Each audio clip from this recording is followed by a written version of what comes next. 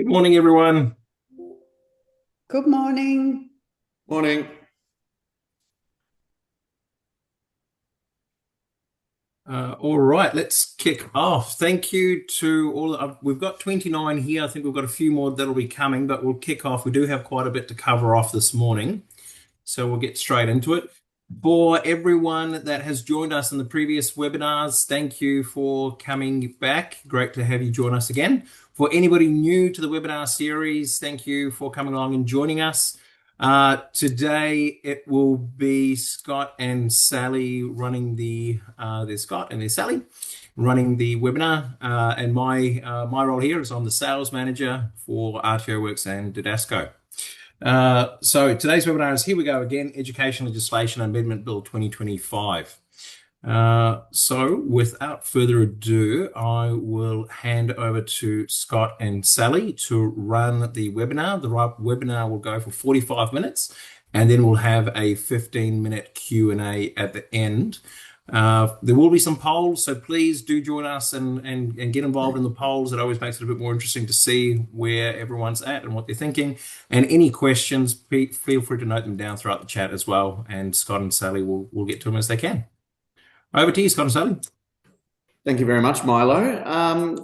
Look, good morning and welcome to the webinar. As Milo said, fantastic to have so many of you joining us again and also some new attendees. Today and this morning, it really is just a great opportunity for you to be able to sit back and listen to our hot take on the proposed legislation amendments and how they may affect your current operations, and also to see if our views align with your current thoughts. Today, as also mentioned by Milo, I'm joined again with Sally Tansley, the founding force of our company and also the head of the consulting team. Before I get started though, I will just give you a little bit of a brief introduction on myself, and then I'll hand it over to Sally for her to give herself a little brief introduction as well. So my name is Scott Templeton, and I'm I'm one of the compliance consultants there at RTO Works, and I've been with RTO Works now for about 3 months. I'm a former ASQA auditor, and I've worked in various roles at ASQA over a 13-year period.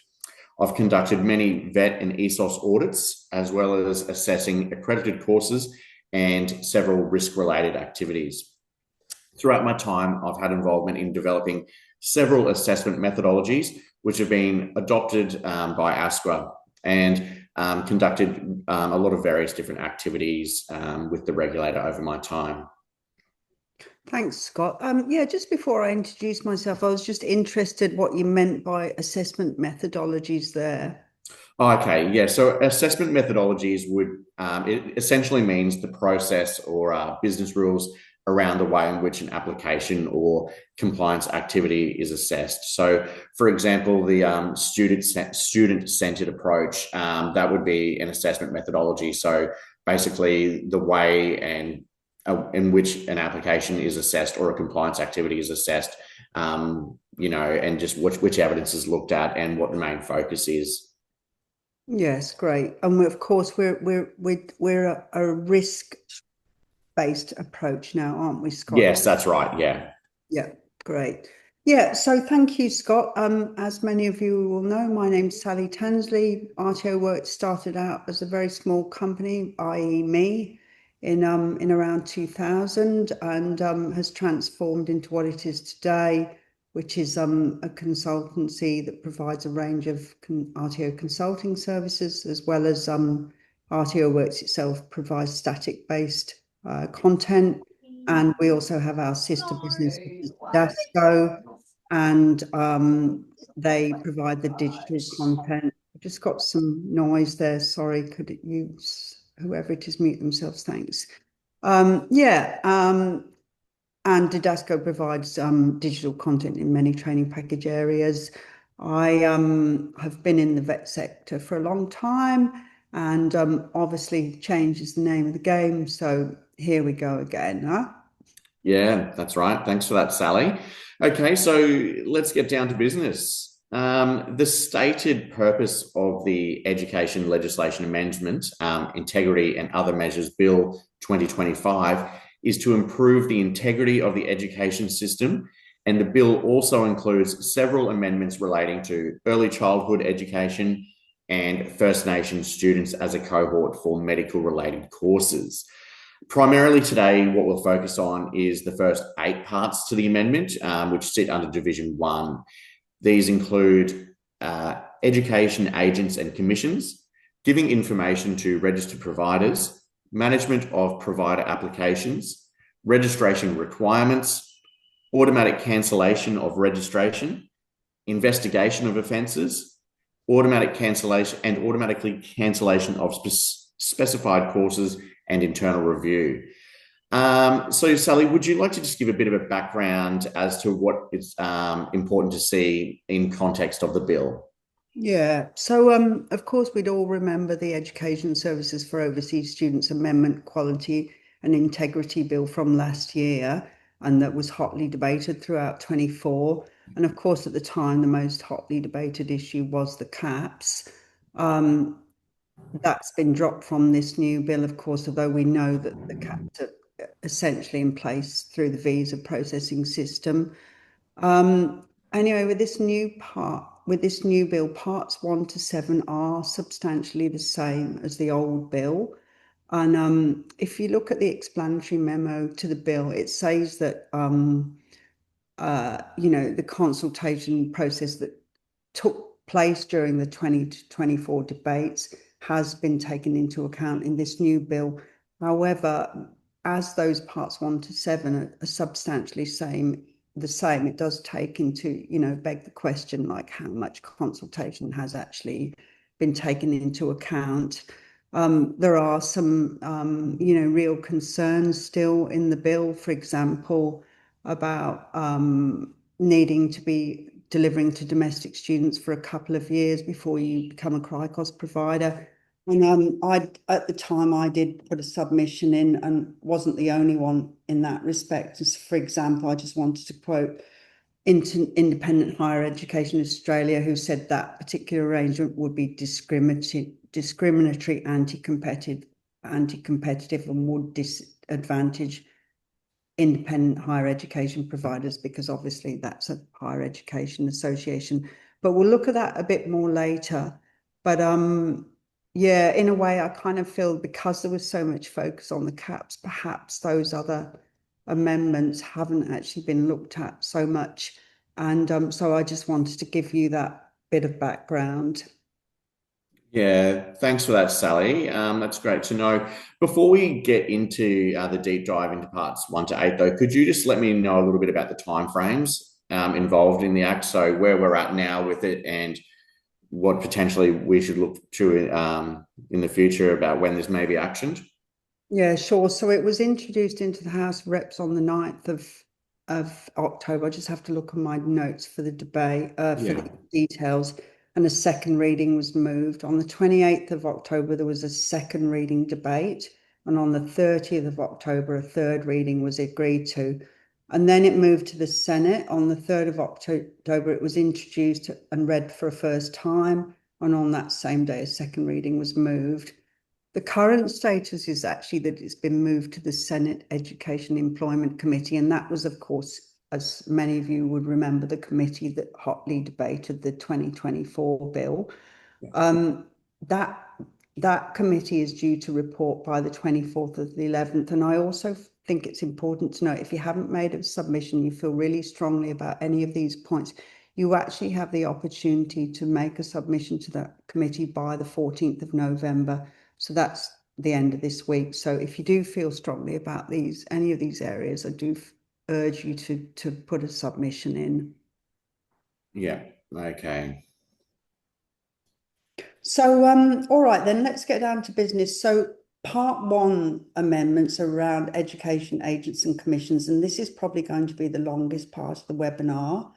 And this was one area that received a lot of feedback during the 2024 bill process, but has had fairly minor word replacements.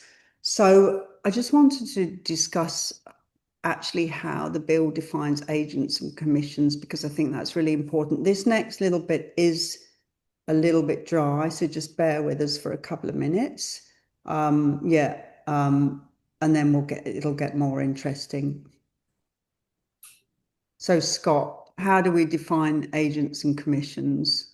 Okay, so by education agents, we mean a person or a company that is either in Australia or offshore that engages in the recruitment of overseas students, provides advice to students who intend to enrol, or otherwise deals with international students.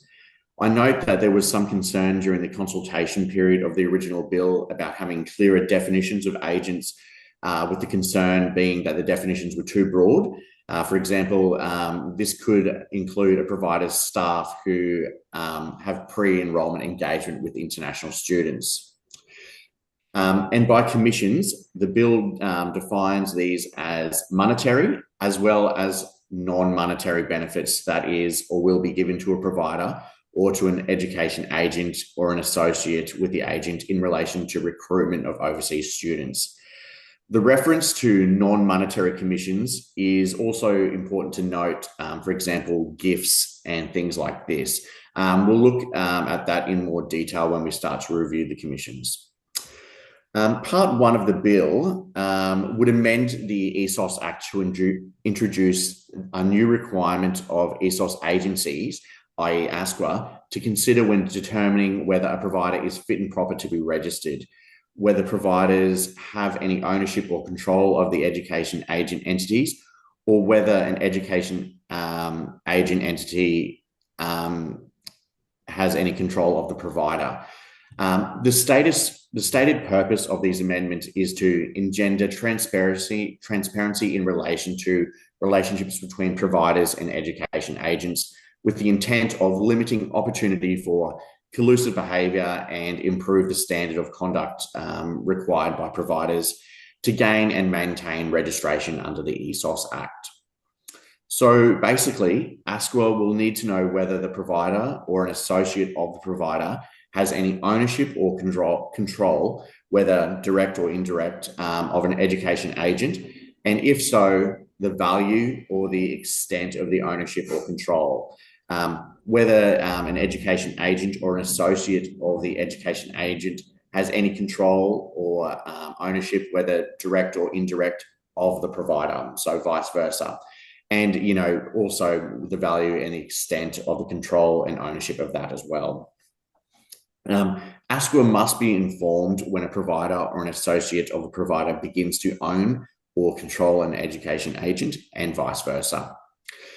Also, if there is a change in the ownership of the education agent by the provider or an association of the provider, and vice versa.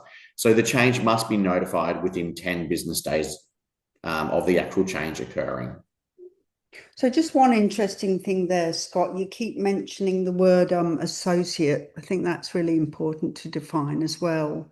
Yeah, definitely. So let's briefly touch on what's meant by associate and currently defined in the ESOS Act.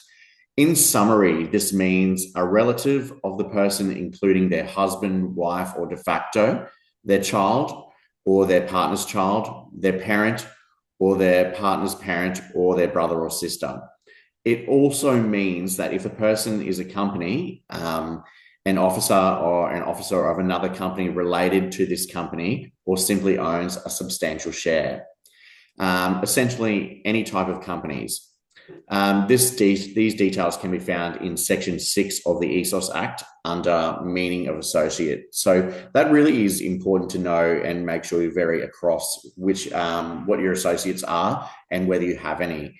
And really not only for this purpose, but also for purposes such as completing fit and proper person declarations. It's highly relevant for that, just to know who your associations are and to know to include them not only in your fit and proper declaration, but also to make sure that they aren't a witness to you signing the fit and proper person form.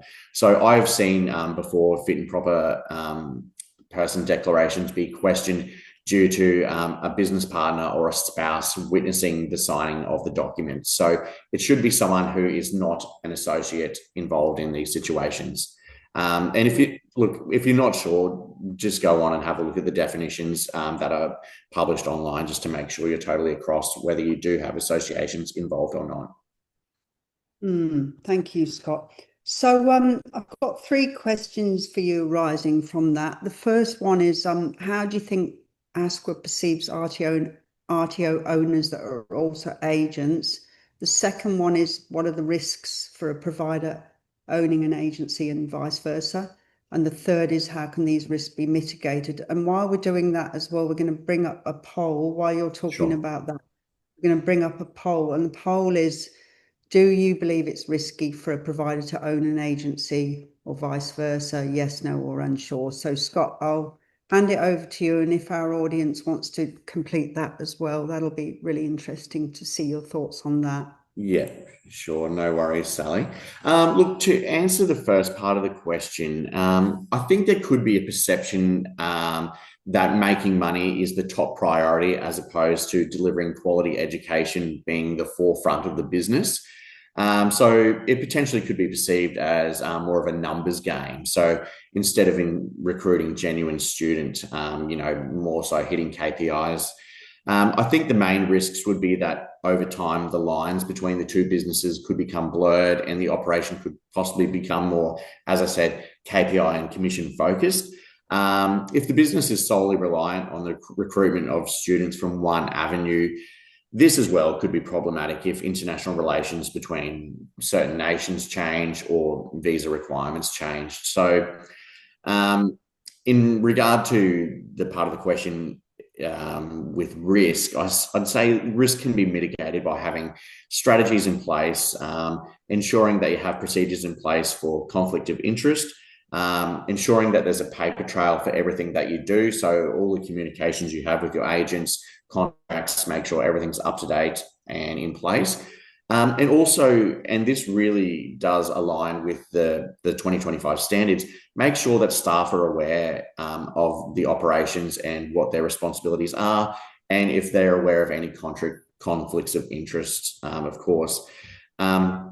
Just make sure that the focus is on genuine recruitment practices and don't try and make your main focus to recruit in bulk numbers or recruiting from other providers, etc. So whilst, these situations do occur, I think the genuine focus should be on actual genuine recruitment processes where someone wants to come over and gain an Australian qualification.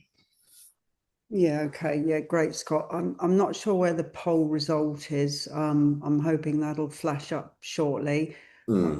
Imran says that, here we go.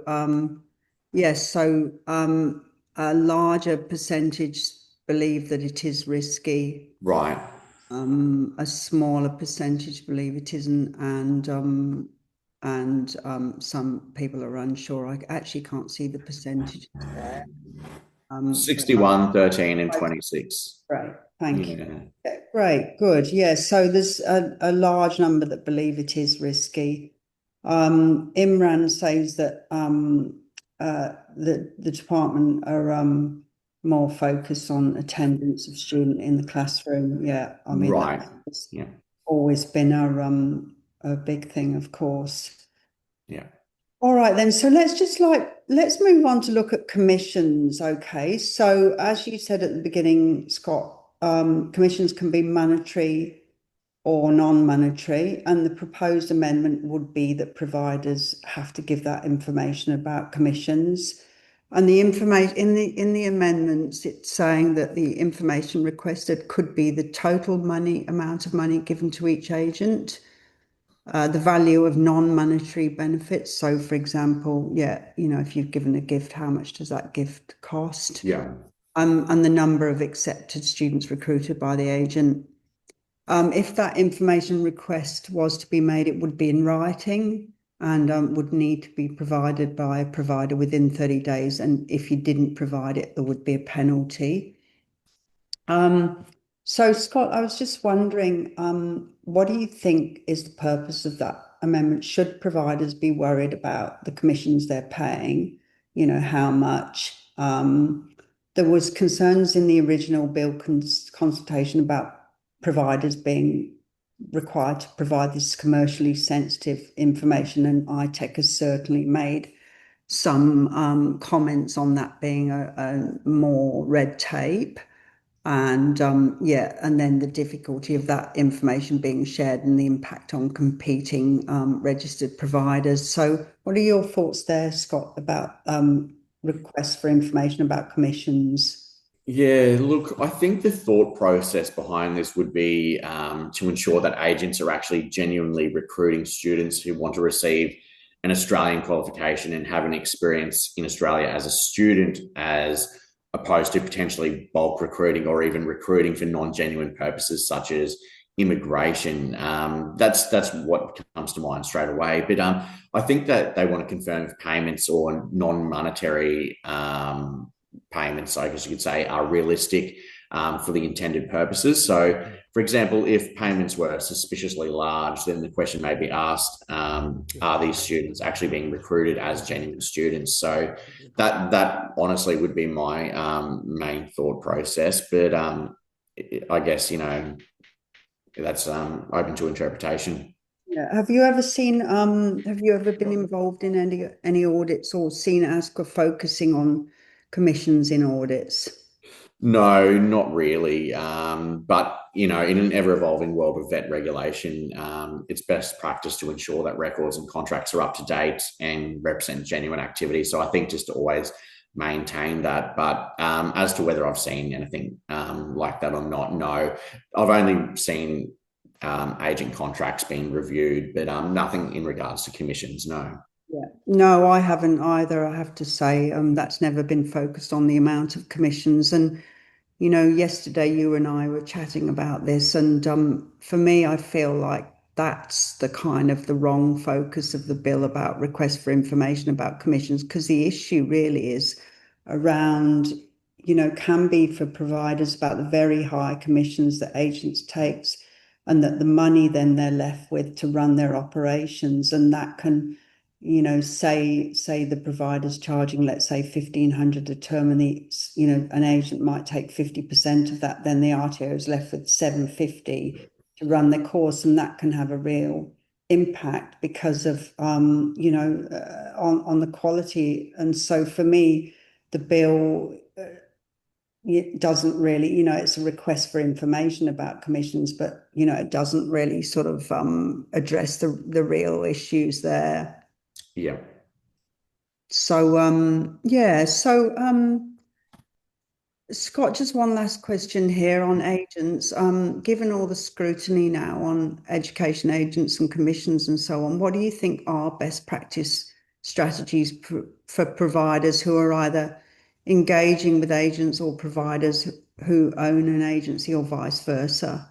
Yeah, look, just ensure that all your contracts are up to date. So, especially, there's no better time to review them with the standards having come out, 4 or 5 months ago now. Stay in regular contact with your agents. So, communicate with them, ensure that they're aware of what your relationship is and what you are hiring them for, what you want them for. Do checks to see if the agents are advertising under your RTO name. It pays to periodically check, have a look at the website, just see what's out there. Seek feedback from students on their experience. So there's no better, way to see how a process is than, talking directly to the students and to see what their experience was like. And just ensure that there's a paper trail to everything that you do. So that's whether, ensuring that the contracts are signed, all the paperwork's done correctly with the student, the commissions are recorded. So everything, there is basically, a trail of everything that you do, because as we know with, audits and regulation activities, evidence, at times needs to be provided, and you will need to, be able to explain something. Yeah. Yeah, thanks, Scott. And Imran's just made a really interesting comment in the chat about, genuine trainers and students and commissions and thank you, Imran, for that input. That's really great. Fantastic. Okay, so that's agents. We'll go on to part 2 now. This is pretty quite bland part 2. It's essentially the amendment is around giving information to registered providers. And that amendment comes at the end of Section 175 of the ESOS Act. And it's about the requirement to give information to government agencies such as ASQA, DWA, the TPS director. And what it really does is simply just add in the requirement to give information about agents. So I'll just briefly read the extra information that may be requested from you, which is the number of transfers of accepted students recruited or otherwise dealt with by an agent from one provider or registered provider to a different provider or registered provider. And you can see all these amendments in detail if you look up, if you look on the parliamentary website, if you're interested in that, the bill's there, and you can tic-tac that with the ESOS Act by looking at what it's going to change. The other change would be that information could be requested about the number of transfers of students. And again, just tracking back into what we've already talked about, information about education commissions. And just to note as well, part 2, there's been no change between this part of this new bill and the old bill. So yeah, that's a sort of fairly, it just tracks back into what we've just talked about in part 1. Yeah, definitely. Yeah. All right then, so let's go on to, we've got another poll coming up for this section as well. Part 3 amendments. All the polls come early, but anyway, that's all right. It could come back again in a minute. Right, so basically under Part 3, the minister would have the right to suspend applications for registration, including those already submitted, and as well as additions to scope that will be submitted or that have already been submitted. And that item, again, hasn't changed from the previous bill. The minister would have to make a legislative instrument under the Act if it's passed to do that. And the maximum amount of time that it could be is for 12 months. And the minister needs to consult with TEQSA, ASPA, and the Secretary of DWA before they do that. So let's just have that poll again while I ask you, Scott, what you think of that. So it's essentially Part 3, management of provider applications. And the poll is the minister should have the right to determine that an addition of scope should be halted. Yeah, so yes, no, or unsure. What do you think, Scott? Yes. Okay. So, look, it's an interesting one, that one. So it's really the government focusing on the integrity of RTO applications and ensuring the integrity of the sector. I think it potentially may also be to slow the rapid rates of applications flooding the regulator. So some of which, in some cases would be non-genuine applications. So it's also to stamp out the non-genuine applications provider who actually have no intention of delivery. But yeah, look, that really is an interesting one that the minister would potentially have the power to do that. So yeah, it'd be, a bit of a watch this space type situation. Right. Okay. We've got a couple of questions there in the chat. Might go to them when we come back, because I sort of think that we passed them by when we were talking about okay. Yeah. When we were talking about commissions, and Tony right didn't ask us job, but I wasn't sure what that question was in relation to. Maybe we can get to that in the questions. So with the poll, we've got the largest percentage saying no. And I definitely, would agree with that, because I think that, it's pretty tough if you've kind of, say you're a new entrant and you've, spent a lot of time and money deciding that you want to become an RTO. And obviously, most people who do that are genuine providers. And then all of a sudden, you've got 12 months to wait until your application's reviewed. And I mean, under the next part as well, as we'll look at, you might have to deliver to domestic students for 2 years. So I think that, the problem is that a broad brush measure can affect a lot of very well-meaning people, and that seems to be unfair to me. So yeah. that's Tony's question, isn't it? ASQA's job. Yeah, perhaps that's Tony's question. Would be ASQA's job to determine they're already doing that by themselves anyway. For example, we do have clients who've been waiting to hear about their application to become an RTO for, almost 2 years in some cases. So that's already happening anyway. That's right, Tony. So Tony's saying if ASQA have concerns with an application, they brief the minister, asking that office to make a decision. How much longer would it take? Well, that's right. It probably takes longer than the 12 months. So yeah, super interesting. Yeah. Okay. So yeah, so that's a pretty big one in my opinion. And then when we move to part 4, this is another big one, and that we've alluded to already, and essentially that you would have to deliver, if you want to become a CRICOS provider, you have to deliver to domestic students for 2 years, unless you are offering courses, ELICOS courses or foundation programs. And I assume then you could offer ELICOS to international students, but it doesn't mean that you can offer, everyone, all of your students, just the ELICOS and the foundation program. Yeah, and there were definitely submissions put in as part of the original bill, not agreeing with that. What do you think about that, Scott? Yeah, look, my personal opinion, I don't know if it's the best idea. Not every potential RTO's business plan would be to deliver to domestic students. So I'm not sure what 2 years of domestic delivery would do to improve the quality of your training or how it improves the legitimacy of your organisation. Domestic and international delivery can be quite different in the facts of requiring different support mechanisms and different resourcings which you would have relating to that. So also as well, could this potentially see an influx of ELICOS application as just a way of providers gaining CRICOS registration as a potential loophole? Like I'm just playing the devil's advocate here as to, could this happen?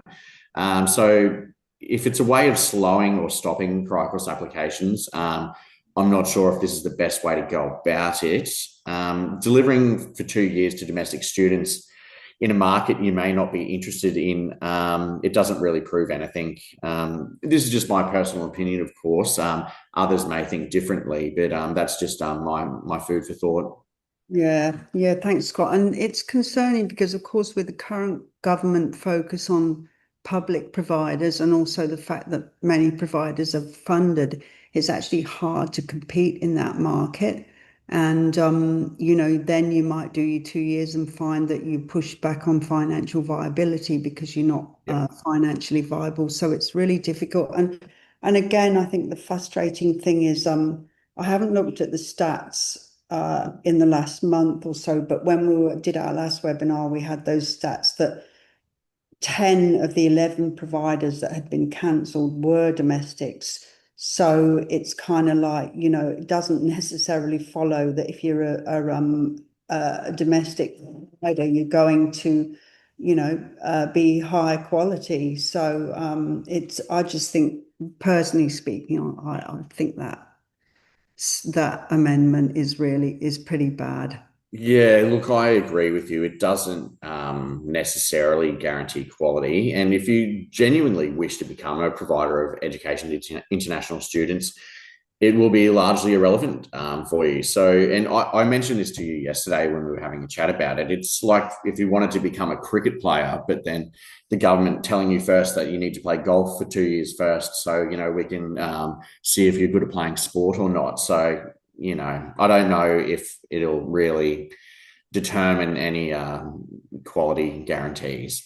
Yeah, that's right. And and then kind of going back to that issue with halting applications, if there are people in there who have applications in and then this bill gets passed, then they could potentially be a whole raft of of legal cases on that. Oh, absolutely, absolutely, yeah, yeah. And I know we'll need to move on, but it was very important that you mentioned the FERA as well. So that sort of is like, pushing that down the road as well. So once the 2 years have passed, then a whole suite of, FERA evidence and reviews would need to happen on that for the CRICOS registration as well. So the business really would have to go back to the business plan and really reinvent itself for the next 2 years. So that's sort of pushing that down the road a little bit.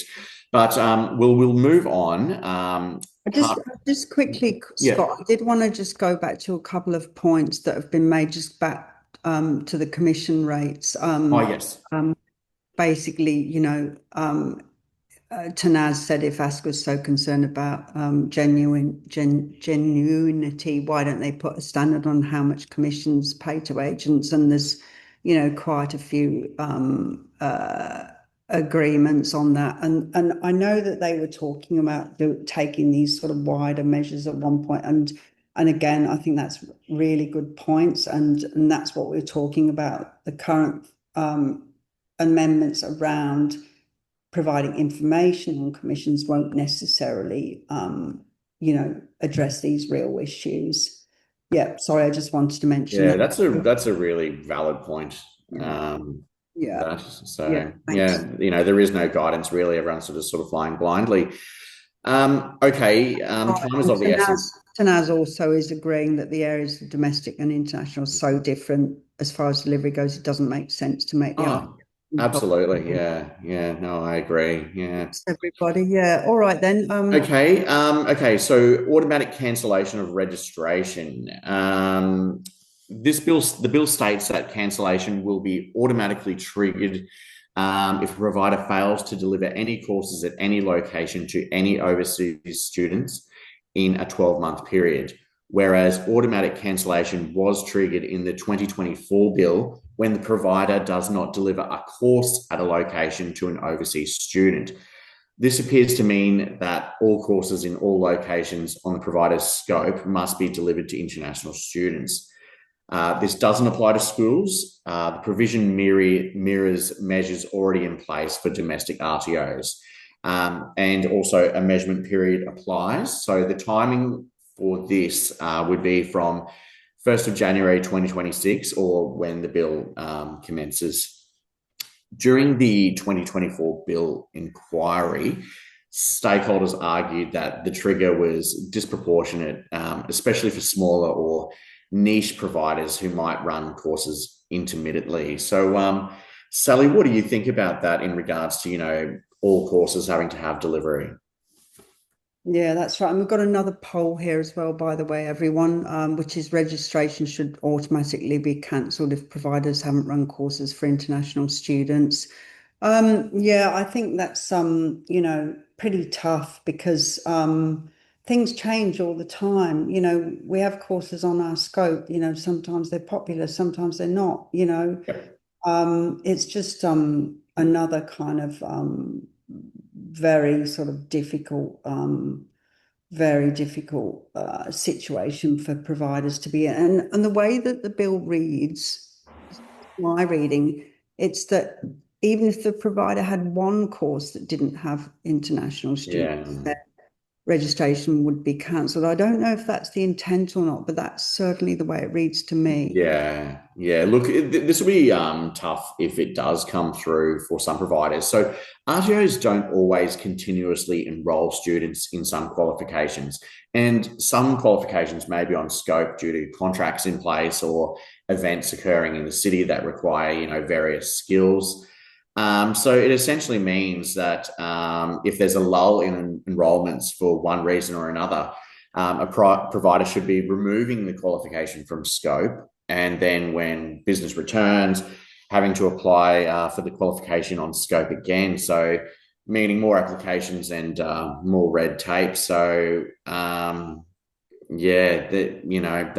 really be an interesting one because providers obviously wanting to do the right thing, wanting to keep their scope tidy, But then also, if 3 months down the track an opportunity arises and someone wants some certain qualifications delivered, or there's a need for it, then you of course want that on scope again. So yeah, look, it'll be interesting to see how that one plays out if the bill's passed. Yeah.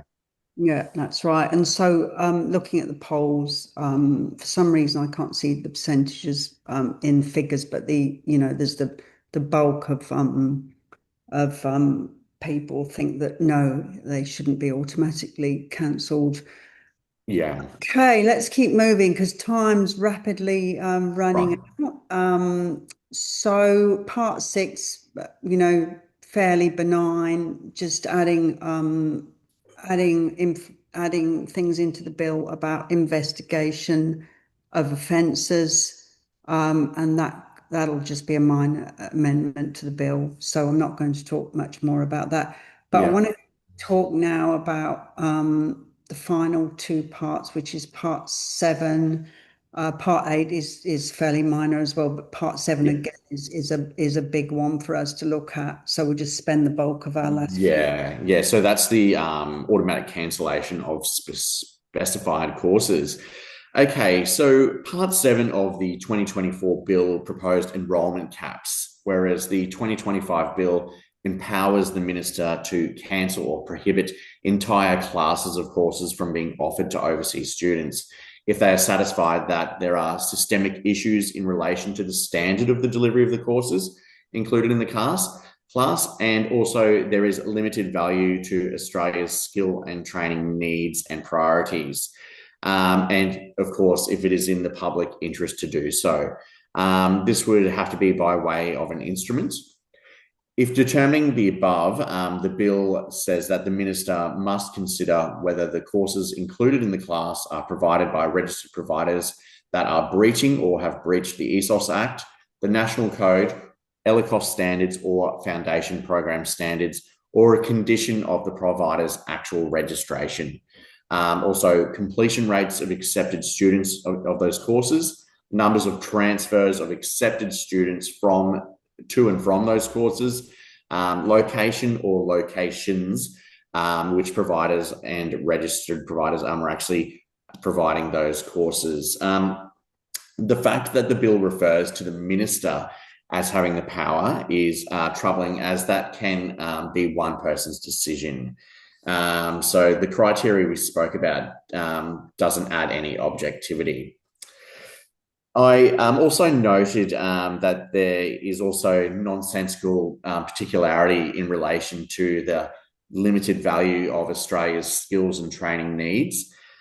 International students complete courses in Australia to take these skills home. So I'm not too sure why that does impact Australia. So the whole purpose, I guess, if you were to really break it down, of an international student to come on a student visa, come to Australia, get Australian qualification, and then to be able to take those skills home with them. So whether Australia's, the skills and trends of what we need, I'm not too sure how that would be impacted. But look, it's concerning to see things like this in a bill, because it just gives the impression that things haven't been thought through properly, and it's always going to be subjective. So that's my hot take anyway. But look, we've got another poll that is going to come up now. So this could potentially be the last poll.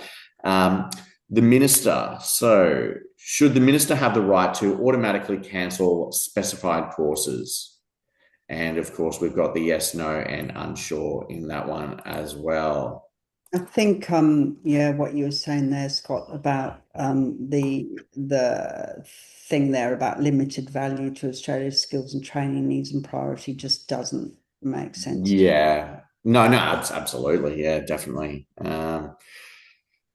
So so we'll need to truck on a little bit because we are getting on in time, while and we're just we might need waiting a bit for of time that, for questions as well. yeah, while we're just waiting for that poll, here we go, the poll. Yeah, so that's So what 9% yes, 84% no, and 7% unsure. strong opinion there that they shouldn't. Yeah. Indeed. Yeah, it's who's to say that, a diploma of leadership and management isn't relevant to an international student going back to a developing country. It's just, yeah. Absolutely. Yeah. So we are almost at our 45 minutes. We might run a couple of minutes over, but we've still got plenty of time for questions. And part 8, the final part that relates to our sector is simply just about adding amendments to the ESOS Act about the internal review process and the fact that the regulator can make the decision to stay that decision. So, and for how long? So it just adds that bit in. So that's sort of fairly inconsequential.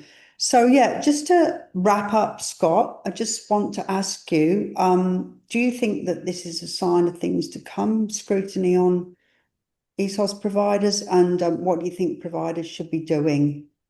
Yeah, definitely a sign of things to come. And also it has been a while, like the focus of really, looking at, ESOS providers. And as it was mentioned in the chat earlier, attendance and so forth, and just the regulator really sort of, cracking down on whether providers are genuine or non-genuine. So look, things that spring to mind that providers could be doing, stay up to date with the movement of the amendment through Parliament. So all information and hearings, they're available online. So you can have a look at the readings. You can listen to the hearings as well. So that's all done through the Parliament through website. Have a discussion with your executive team. So can your business survive, a potential rocky road ahead? Is it time to diversify? So not solely concentrating on the international market. Maybe there is other streams that you could, have a look at or look into there. But look, just have the discussions within your organisation. So if the bill is passed, what are our next steps? So have the discussions now, see what happens, and then you'll be best prepared. So yeah, that's really what I think to do. And also have a look at your scope, choose your scope carefully. Try to focus on the courses that are in high demand here and overseas. How you can do that is having a look through the JSA websites as well. So they're also really useful for information about labour market trends as well. So I guess that's all you can do. If you were a new provider, Sally, what would you be thinking?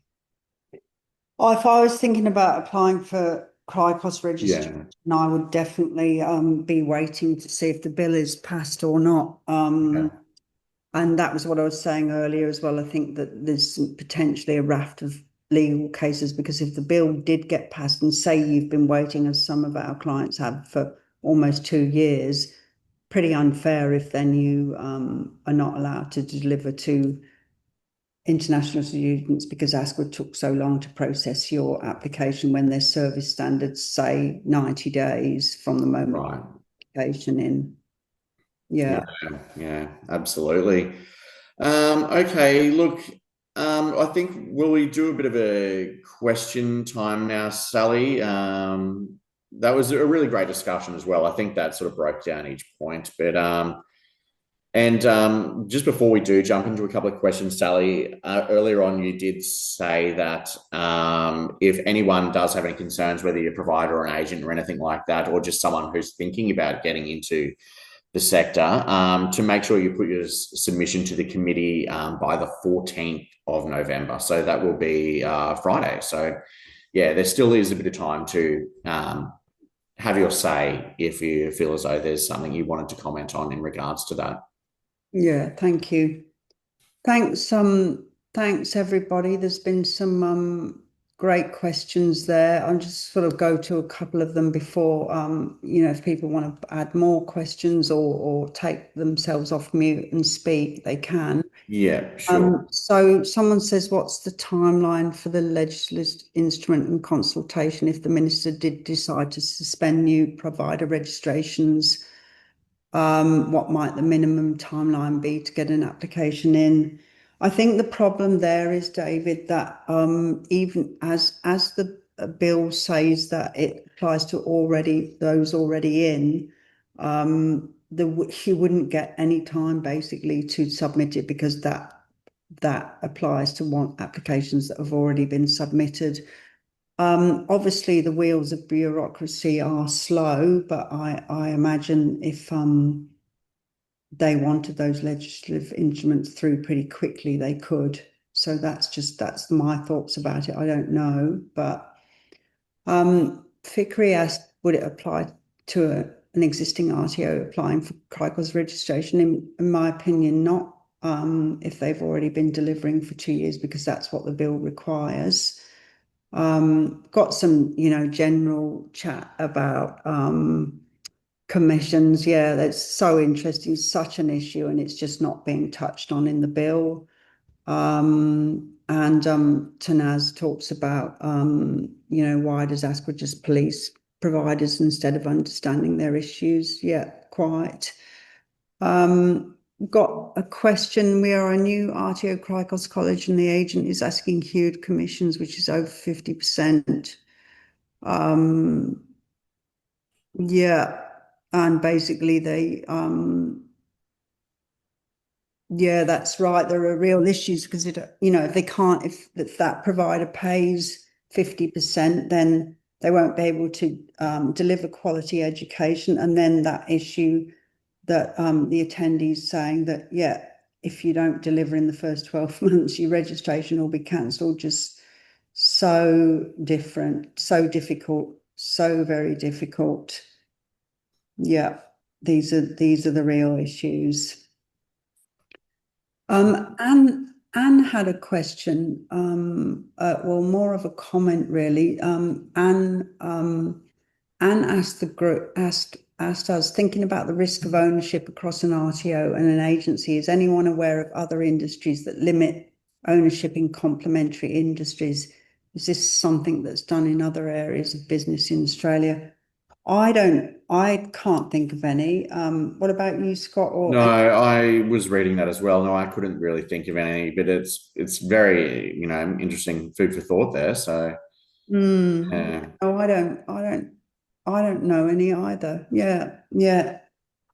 Yes, good old vet industry, yeah. Yeah, I see. Command there has had a comment. Would love to see education agents being regulated as the providers are. So it's more like beating around the bush, whereas nobody addresses where the problem begins. Like, yeah, well, I guess I don't know. That's another, I guess, something to think about as well, whether that would ever happen or not. I think that would be hard to do.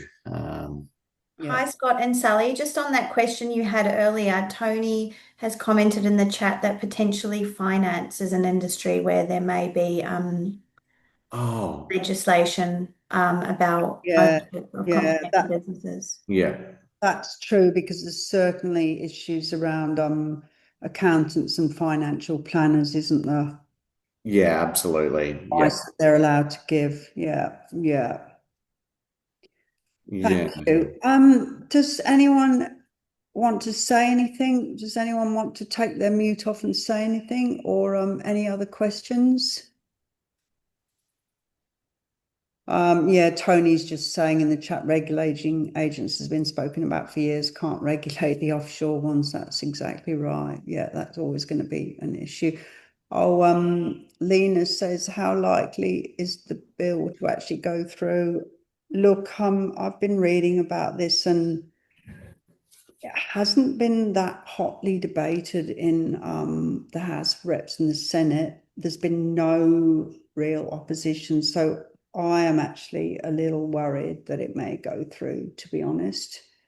So that's why, if you can, put a submission in by the 14th of November, because I know that's only 2 days away, but the more of us do that, perhaps we can have a say. Yeah, yeah. And Tanaz, 7 a.m. in Perth. We realised that. I'm so sorry, Tanaz. So 7 a.m. is way too early. I'm really sorry. We will not do that again. Yeah, yeah. Yeah, sorry about that. We did the Eastern Seaboard. We did the Eastern Seaboard thing and didn't think as much as we should have done about Perth. So Tony, I think it's had the third reading. Is that correct? it's gone through the I've got it right at the beginning. Let me look at my notes as well, because I can't remember this off the top of my head. Yeah, on the 30th of October, a third reading was agreed to in the House, and then on the 3rd of November, it was introduced and read a first time in the Senate, and on the same day, a second reading was moved. And now the current status is it's with the Senate Education and Employment Committee, with that report due on the 24th. Right, so Gurpreet, yeah, essentially that's right, passed in the House of Reps, exactly, yeah. Yeah, there was a comment earlier, and it was in regards to why doesn't, the government give a indication of what, commission percentages should be. And I know there isn't anything like that I know, but the only thing I could really think of is back, like say, for example, when you're selling a house, like a real estate agent would in the past have a commission. There used to be set commissions there. I know those have been removed now and it's more of an open market now, but at least I guess there was a guideline in the past. So I don't know how they would put a guideline out there for commissions, because it is all business based, but I guess it's sort of one of those things that where the market determines that. But it really is that. I found that to be a very interesting comment. And if there's no sort of, guideline out there and people aren't talking and having these discussions, everyone's sort of flying blindly to a degree. So yeah, and seeing all these questions come through and everyone, putting through their thoughts, and that it's great to see the community's really, discussing it, and everyone's really interested and involved as to what's going to happen and, where we head to. But yeah. And we had a comment that, hi, Sally and Scott, regarding the submission, is it more effective and powerful for you, RTO Works, to draft a view against it distributed to us? And we reply that we agree with your view. So anyone, I'm working on the draft. I mean, I'm a bit, leaving it to the last minute, of course, but I am working on a draft. So if anyone would like to receive that, just email me and I'll send it to you. And what I was thinking as well was we could put the results of our poll in the submission as well, because there was some very clear opinions there. So yeah, great. Yeah, thank you. Yeah, that's right, Anne-Marie. The submission was closed on the 14th of the 11th. I hope that you saw through the webinar some of the areas which are difficult, and even if we put into our submissions that things like asking for information about agent commissions doesn't solve the real issues. Yep. So Maria Angelica Barza, you would like to receive your draft. Maria, would you mind just emailing us if possible, so that I've got your email? So either hello@rtoworks.com.au or consulting@rtoworks.com.au. Wonderful. Well, an hour's passed by, almost 2 minutes short. Last chance for questions or comments. What a great way to start the day with a discussion like this. Everyone's switched on and active. Perhaps not for Tanaz at 7 o'clock. Yeah.